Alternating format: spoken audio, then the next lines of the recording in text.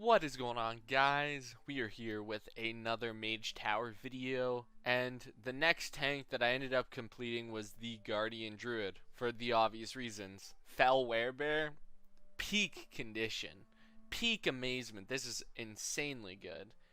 So, the Guardian Druid Mage Tower was actually quite challenging for me. I don't know why. I'd done it originally in Legion, but when it came to this one, it was actually quite difficult. I feel like it's because my druid wasn't optimized in terms of stats, because obviously item level doesn't matter, but I ended up overcoming my difficulties. I'll explain those later on in the video when I do a walkthrough commentary of my kill. But for the most part, it was quite challenging. Over 100 pulls for me. Some people it's taken them less than 20. Some people they probably are still going at it since day one of it being out. But I'm here to kind of explain to you how I ended up killing it, what I ended up doing, and, kind of give a little bit of a guide for people, a little bit of tips and tricks that I ended up finding out from other people's guides and just doing it for myself. So, to start out, we are going to be looking at the talents. Now, the talents I ended up running are right here. So, Brambles, Wild Charge, Balance Affinity, Heart of the Wild, Galactic Guardian, Survival of the Fittest, and Rend and Tear. Brambles, clear choice here for the simple fact that when you combine it with Bark Skin, you actually do a lot of damage to the ads and the boss overall in the entire fight. This is just your best bet DPS wise. None of these even compare, so you gotta go Brambles. Next, there's two good choices to take. So you can take Renewal or you can take Wild Charge. I ran with Renewal for a large amount of the time because I felt like I did need more and more healing.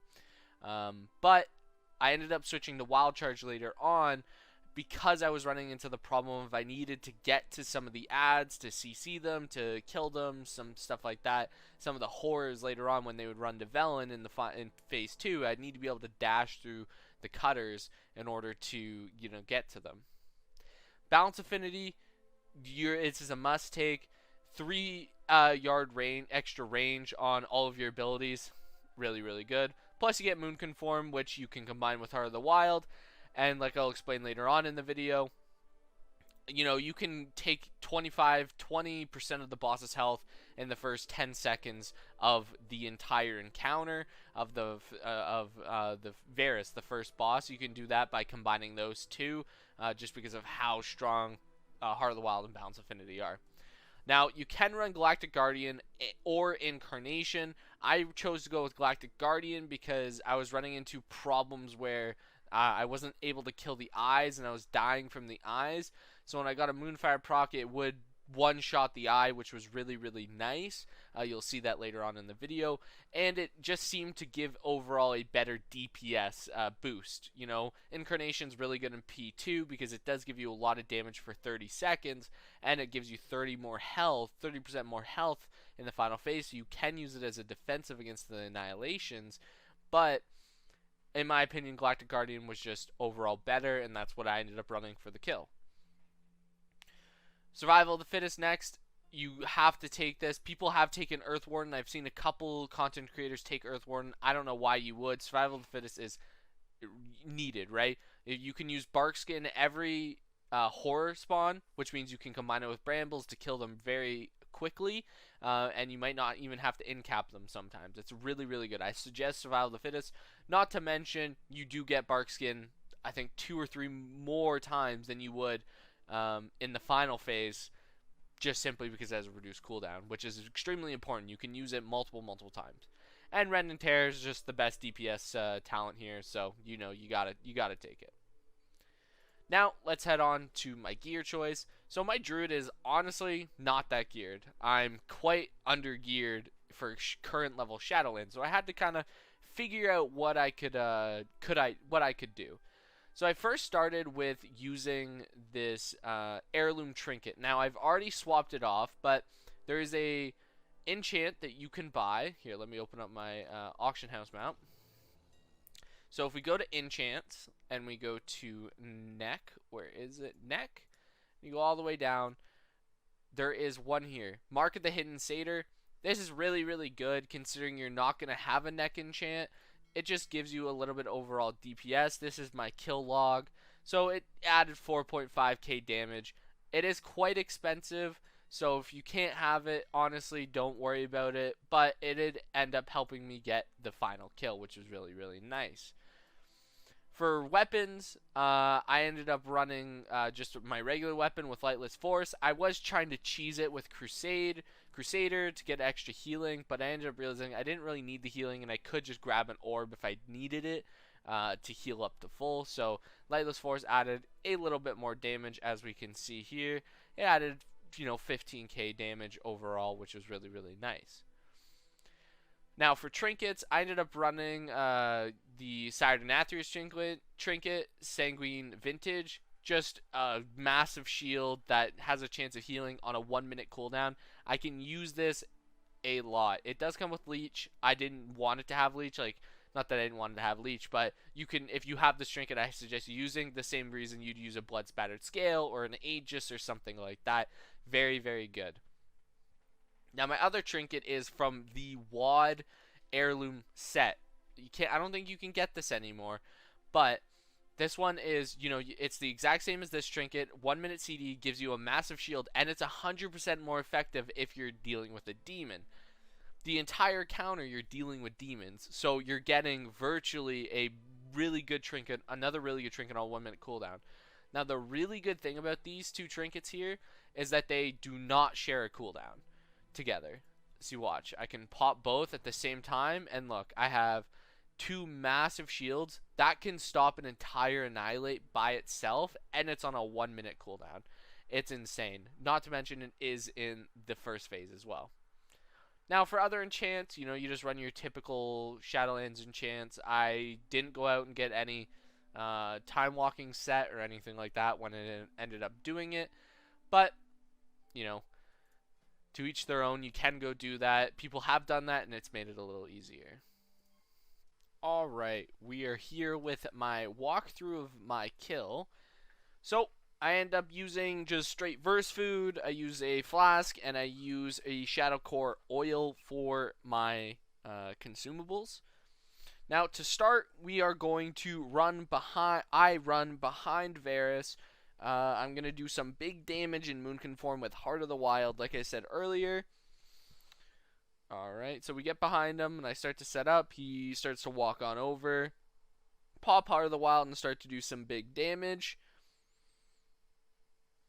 At one point, an eye is going to spawn. I'm going to use a Moonfire proc that I get from Galactic Guardian to kill it. There it is. And when he starts to cast, I'm going to throw a Typhoon down at him just to interrupt it. Get him closer to Varus. Get him closer to Velen. Alright. I got to pause it and rewind there. Everything happens so quickly here. So, as we did see, one quick tip that I ended up learning quite late into my progression, actually, is that when you heal yourself, the Nether Horrors actually run towards you. So as you're going to see me do here, I'm going to pop a regrowth, and they run towards me. So I'm going to wild charge into Varus, and just start to do big damage. I pop Berserk, pop Blood Fury, and just start to do a lot of damage.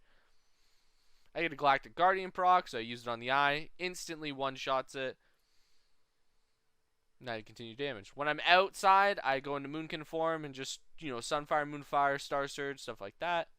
I pop a regrowth, and I interrupt his cast. I see that there's an eye out there, so I know when I need to, I'm gonna have to interrupt him. Not interrupt him. I'm gonna need to kill it. The ad spawn. Unfortunately, I can't get a regrowth off right now, so I do have to wild charge through, resetting my stacks, which really, really did suck. I had to reset my stacks again. Going above 4 or 5 stacks in this is honestly such a pain. It does hurt quite a lot, so I don't suggest getting up any higher than that. I almost get knocked off there. Kind of was really scary. And I continue to attack him. 4 stacks, I run out. I pop some Moonfires down. I try and regrowth here, but I epically fail, so I have to run in, interrupt him, resetting my stacks once again. I'm at 7 stacks. Honestly, this is a death sentence for most people. I don't know how I ended up living.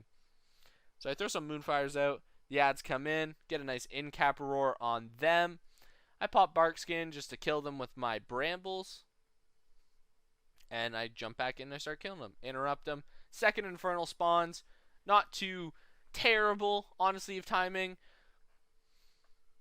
The next ads are spawning, so I try and run away because I know I want a regrowth here. I get a nice regrowth off, which pulls all the ads towards me, and I run into Varus, and I start to just AoE them all down. Start to just AoE kill them.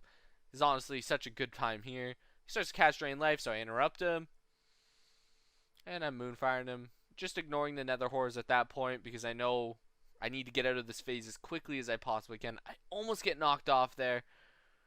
But I luckily Goblin Glider back on. You couldn't really see it because it was so quick, but I did Goblin Glider back on. I pop a regrowth because the Nether Horrors are going to spawn. Now, quick suggestion that I have here is Varus is very, very low health right now.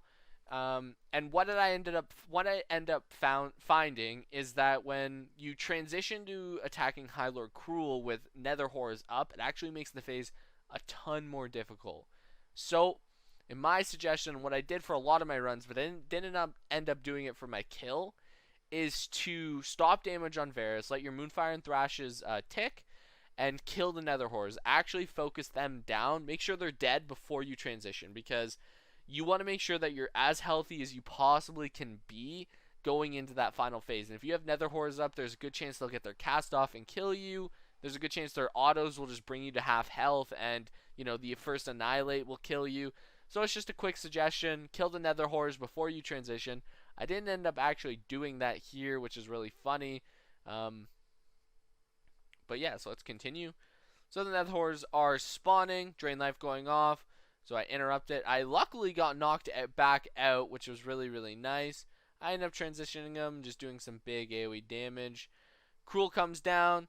So I end up in-capping them to make sure their cast doesn't go off. I pop drums and an Unbridled Fury potion. You can use Phantom Fire, it's just as good. 2 Iron Fur stacks, and I interrupt them. Survive the first Annihilation cast. Never use Rage here on Maul. Only use it on Iron Fur. Basically, make sure you have 2 Iron Furs up per Annihilate cast. So, Nether Horror spawn. I run in. When they gather up, I grab one of the orbs, and I start to thrash and swipe them. They're getting their cast off, so I in-cap them, and I have a ton of Iron Fur, so I pop double Iron Fur in my trinket, and I start to heal myself back up. Pop Berserk and Blood Fury to do some big damage. Nether Horror spawn, so I run back into Velen. It's really tricky here. 2 of the orbs are on top of each other, so I have to grab one of them. I luckily end up only grabbing one. The other one is still there, just as the Nether Horror cast is about to go off. Annihilation 3 is coming in. Survival Instincts, Bark Skin, and Trinket to live that one. A lot of CDs on that one. I'm kind of doing really good. I make sure I get the interrupt off there. More Nether Horrors are spawning, so I make my way towards Velen. I know the next Annihilation cast is gonna hurt, so I'm basically just trying to DPS him down as much as I can here. Nether Horrors getting the cast off, so I charge in, I interrupt him with in-cap, grab an orb, doing big damage. This is the furthest I've been. I was panicking at this point. I popped my defensives, I popped my Trinket and Survival Instincts, and I ended up surviving the 4th cast with Iron Fur, and I end up killing it. Honestly, it was quite a surprise to me. I didn't think I was going to kill it this pull because it was awful. But I'll give you guys my reactions to it after this.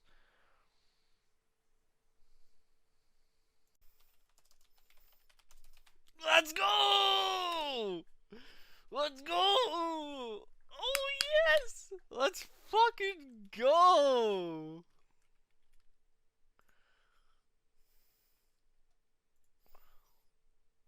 Let's go! Fuck yeah! Let's go!